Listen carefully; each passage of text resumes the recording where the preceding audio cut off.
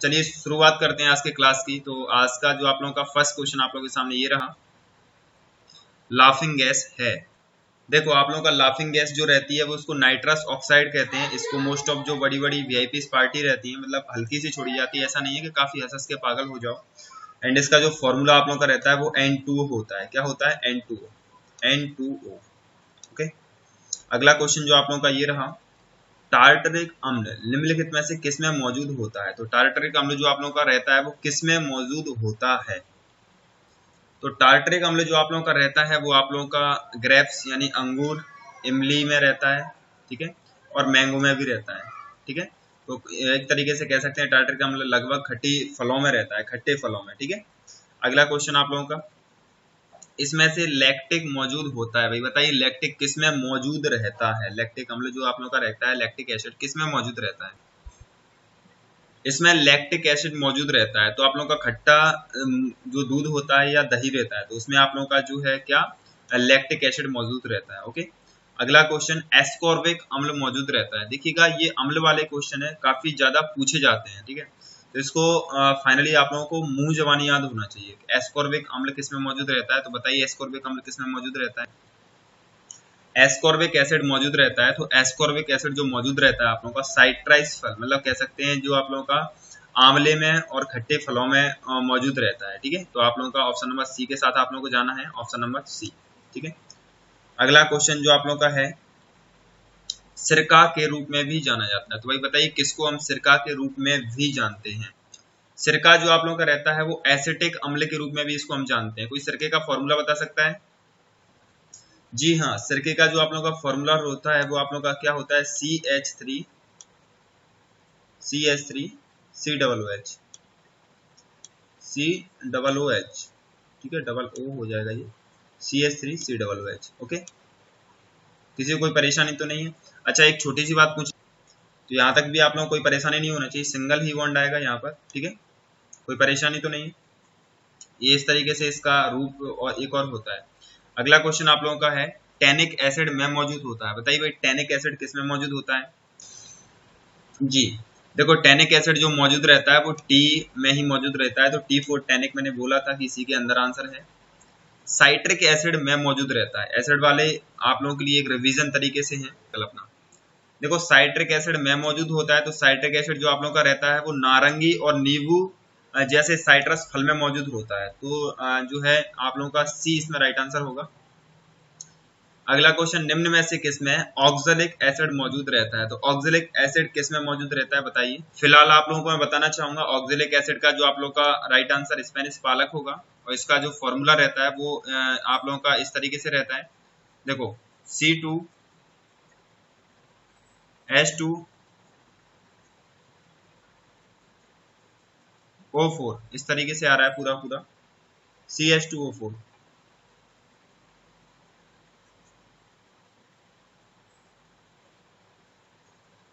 हाँ C2H2O4 होगा भाई, क्यों गलत बता रहे थे सर।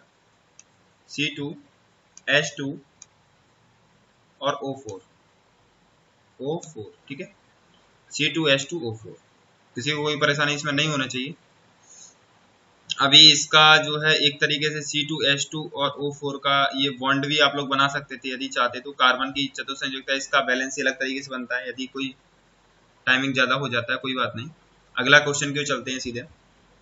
मैलिक एसिड निम्न में से किस में मौजूद रहता है। तो मैलिक एसिड ऑप्शन के अकॉर्डिंग बताइए किस में मौजूद होता है। देखो मैलिक एसिड किस में मौजूद रहता है। तो एप्पल आप लोगों का एज इसमें राइट आंसर होगा। ओके, अगला क्वेश्चन जो आप लोगों का क्या रहेगा, हाँ फाल्स फूड भी कहते हैं एप्पल को, it's unknown from my side.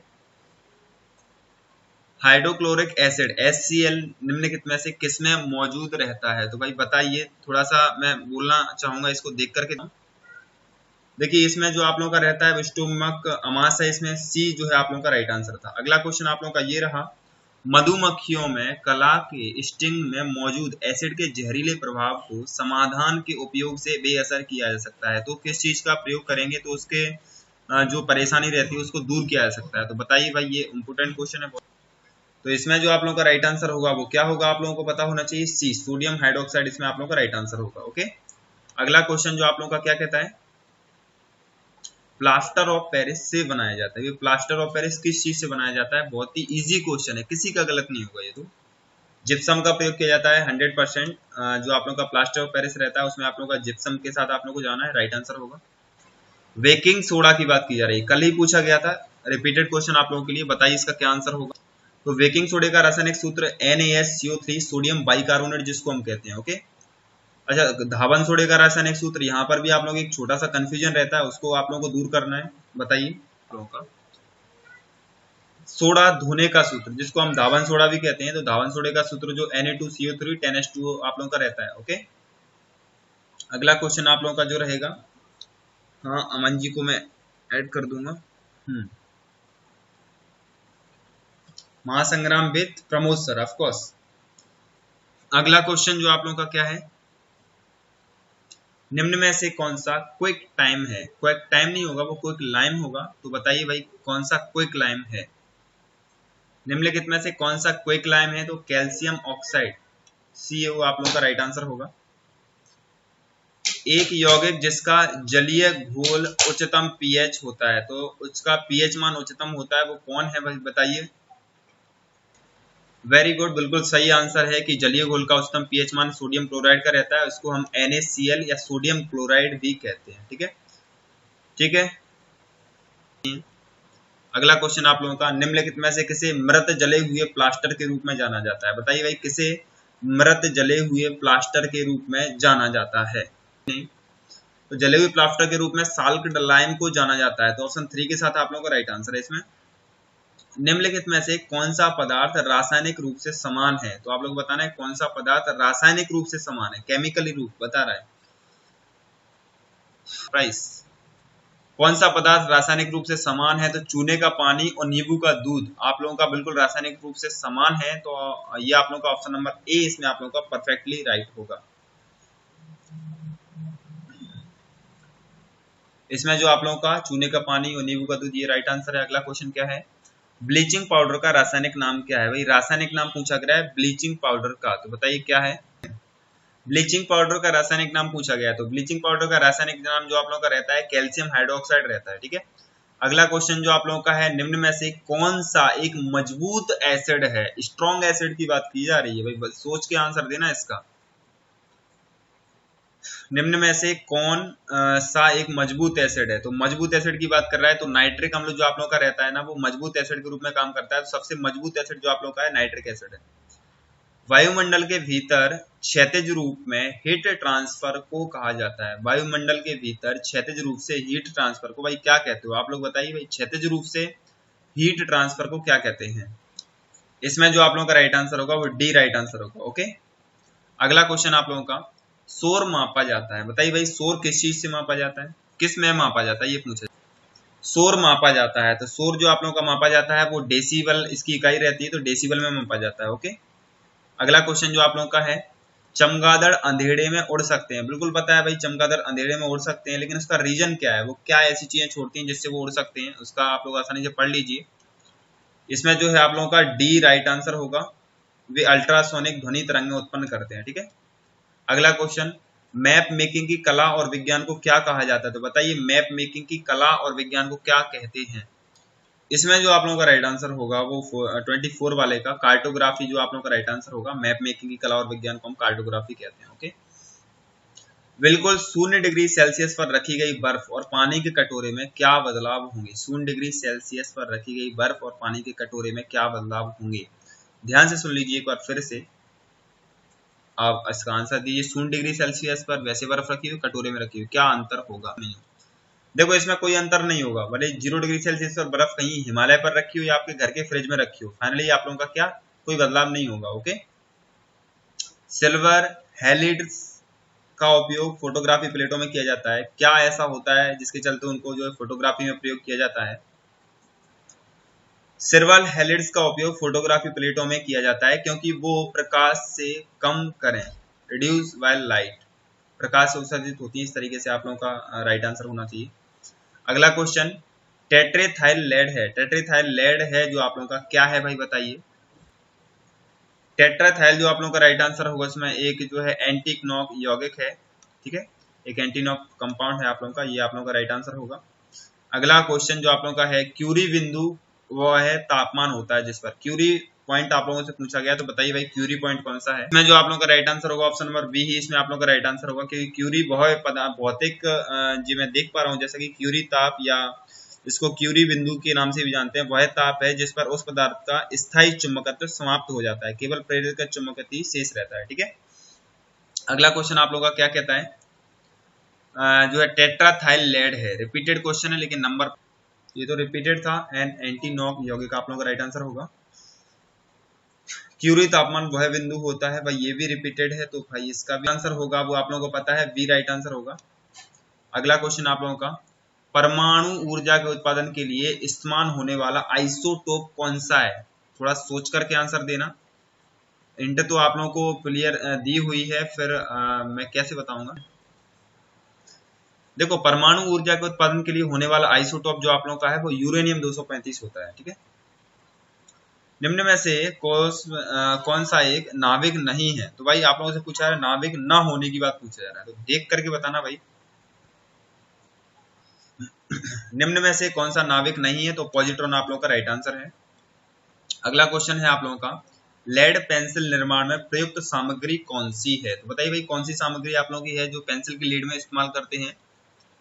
देखो लेड पेंसिल के निर्माण में प्रयुक्त सामग्री जो आप लोगों की रहती है वो आप लोगों को पता है ग्रेफाइट की बनी होती है पेंसिल की लीड। ओके, अब आप लोगों का अगला क्वेश्चन जो आप लोगों का कौन सा होने वाला, नेक्स्ट क्वेश्चन जो आप लोगों का है वो ये रहा, घर्षण के कोण में रिपोज कोण, मतलब आपको रिपोज एंगल ऑफ रिपोज के बारे में पूछा जा रहा है, तो कैसा एक दूसरे के बराबर होता है, अधिक होता है, कम होता है, मतलब क्या पूछ रहा है ये बताना है, कैसा होता है ये।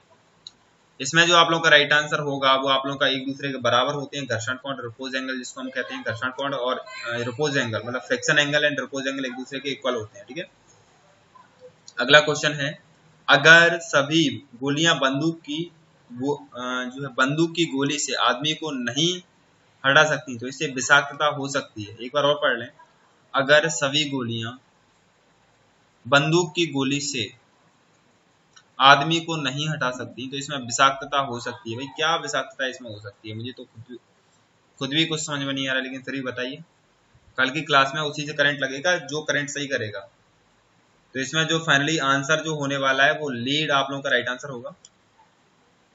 जर्नल साइंस, जर्नल स्टडी के रूप में नहीं है, यहाँ पर जर्नल साइंस ही आएगी, परेशान मत हो।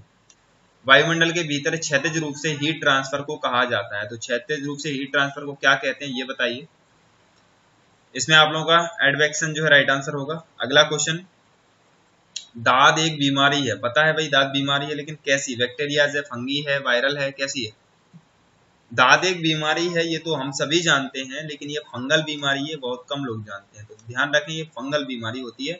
एक बार थोड़ी जगह पर हो जाए तो फंगी क्या है, फैलता जाता है फैलता जाता है फैलता जाता है ना, यही फंगल की वो मेन बात होती है। अगला क्वेश्चन आप लोगों का, पिट्यूटरी ग्रंथि में स्थित होती है, जिसको हम पीयूष ग्रंथि के नाम से भी जानते हैं, तो वह कहाँ स्थित होती है ये बस के लिए।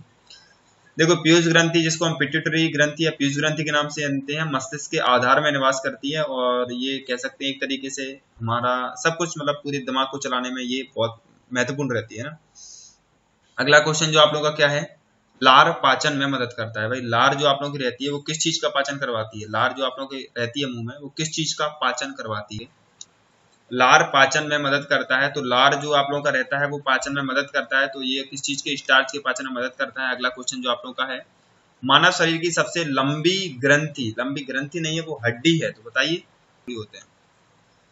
सबसे लंबी हड्डी की बात कर रहा है तो फीमर आप लोगों की रहती है, जो कहाँ पाई जाती है, कोई बता सकता है सबसे लंबी हड्डी कहाँ पाई जाती है, जांग में, थाई में होती है। ठीक है, अगला क्वेश्चन, एक पेंडुलम की अवधि जब चंद्रमा तक ले जाती है, तो आप लोग क्या बताना है भाई कैसी होती है। पेंडुलम को जब यानी चंद्रमा पर ले जाते हैं तो उसकी अवधि में क्या इफेक्ट पड़ता है। देखो चंद्रमा पर जाते ही पेंडुलम की जो आवर्तकाल रहता है वो बढ़ जाता है। ठीक है, क्योंकि वहां पर गुरुत्वाकर्षण होता ही नहीं लगभग।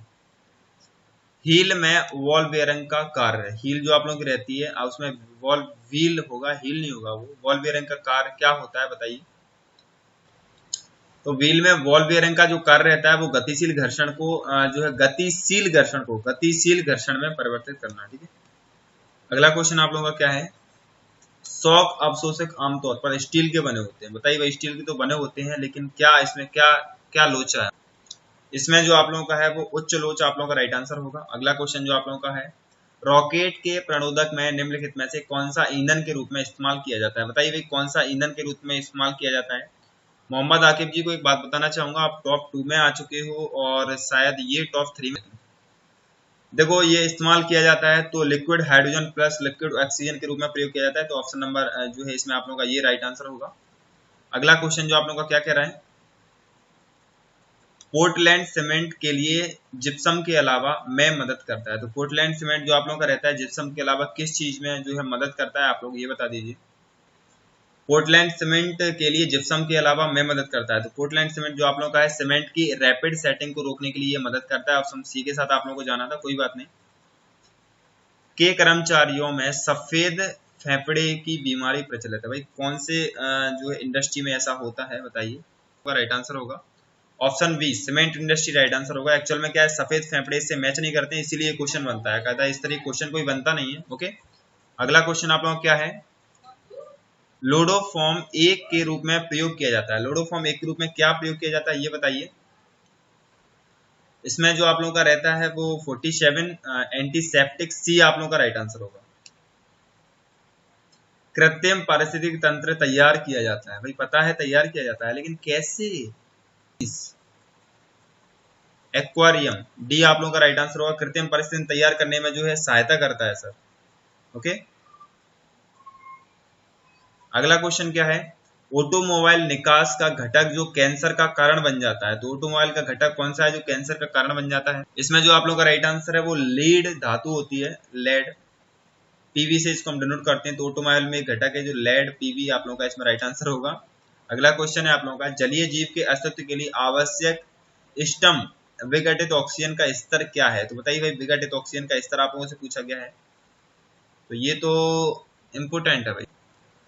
जलीय जीव के अस्तित्व के लिए स्टम विघटित ऑक्सीजन का स्तर जो आप लोगों का रहता है वो 4 से 6 मिलीग्राम प्रति लीटर रहता है। ओके, अगला क्वेश्चन आप लोगों का क्या है, चेचक के लिए टीकाकरण का आविष्कार किसने किया था? भाई कौन है जिसने चेचक के लिए टीकाकरण का आविष्कार कर दिया बताइए। तो इसमें जो आप लोगों का राइट आंसर होगा कि चेचक के लिए टीकाकरण का आविष्कार किसने किया था, तो ये आप लोगों का एडवर्ड जेनर जो है राइट आंसर होगा, सी। ओके, अगला क्वेश्चन आप लोगों का बीटीवी के साथ जुड़ा हुआ है। बीटीवी जो आप लोगों का है किसके साथ जुड़ा हुआ है, ये काफी इंपोर्टेंट चलेंगे। बीटीवी जो आप लोगों का है कॉटन से संबंधित होता है, ठीक है। अगला क्वेश्चन, निम्नलिखित में से कौन सा खनिज मैग्नेटाइट रेत में पाया जाता है? तो बताइए भाई कौन सा खनिज जो है मैग्नेटाइट रेत के अंदर पाया जाता है? तो मोनाजाइट रेत में पाए जाने वाला खनिज जो आप लोगों का है थोरियम राइट आंसर होगा। अगला क्वेश्चन जो आप लोगों का क्या है, किस पौधे में हर्बल भारतीय चिकित्सक कहा जाता है? किस पौधे को भैया हर्बल भारतीय चिकित्सक कहा जाता है बताइए, तो इसको ध्यान रखना है। आंवला इसमें आप लोगों का राइट आंसर होगा। ओके, भटकना नहीं है, नीम आपको भटका देगा क्योंकि काफी सारी दवाओं में इसका प्रयोग किया जाता है, तो इससे भटकना नहीं है आपको। ओके, मानव शरीर का पीएच मान, ये तो भैया बहुत ही ज्यादा इंपोर्टेंट क्वेश्चन है। मानव शरीर का पीएच मान जो रहता है 7.4 रहता है, तो उसमें आप लोगों को कोई गलती नहीं करना चाहिए, ये रटा हुआ रहना चाहिए हमारे शरीर की जानकारी। तो निम्न में से कौन शरीर की सबसे बड़ी अंतःस्रावी ग्रंथि है? बायो वालों का अच्छा क्वेश्चन है ये। देखो अंतःस्रावी ग्रंथि जो है आप लोगों की थायराइड जो है राइट आंसर होगा। अगला क्वेश्चन है आप लोगों का, किस हिस्से को हाथी की सूंड के रूप में संशोधित किया जा सकता है? तो बताइए भाई किस हिस्से में हाथी की सूंड को संशोधित किया सकता है? सेकंड इंसाइजर को हाथी की सूंड के रूप में जो है संशोधित किया जा सकता है। ऑप्टिकल फाइबर की घटना आधारित है, किस पर आधारित होती है? ऑप्टिकल फाइबर की, ऑप्टिकल फाइबर की घटना आधारित है टोटल इंटरनल रिफ्रैक्शन, पूर्ण आंतरिक परावर्तन पर यह आधारित होती है। मिराज इसका उदाहरण है। भाई मिराज जो आप लोगों का उदाहरण रहता है वो किस चीज का उदाहरण है बताइए। इसमें जो आप लोगों का राइट आंसर होगा, मिराज एक उदाहरण है, वो अपवर्तन और प्रकाश का कुल आंतरिक परावर्तन या पूर्ण आंतरिक परावर्तन पर आधारित रहता है, टोटल इंटरनल रिफ्लेक्शन इसको हम कहते हैं। अगला क्वेश्चन और आज का लास्ट क्वेश्चन है, आकाश के नीले रंग की उपस्थिति के साथ जुड़े घटना जो है क्या कहलाती है? आप लोगों को आकाश के नीले रंग के साथ जुड़ी घटना को आप लोग क्या कहते हो? लास्ट वाले क्वेश्चन का आंसर बताना चाहूंगा, इसमें स्कैटरिंग आप लोगों का राइट आंसर होगा। इसी के साथ मैं जानना चाहूंगा कि आज की क्लास जो है आप लोगों को काफी पसंद आया होगा, एंड वीडियो को लाइक जरूर करना, और जो यूट्यूब चैनल है मेरा MCG अकेडमी को सब्सक्राइब भी करना।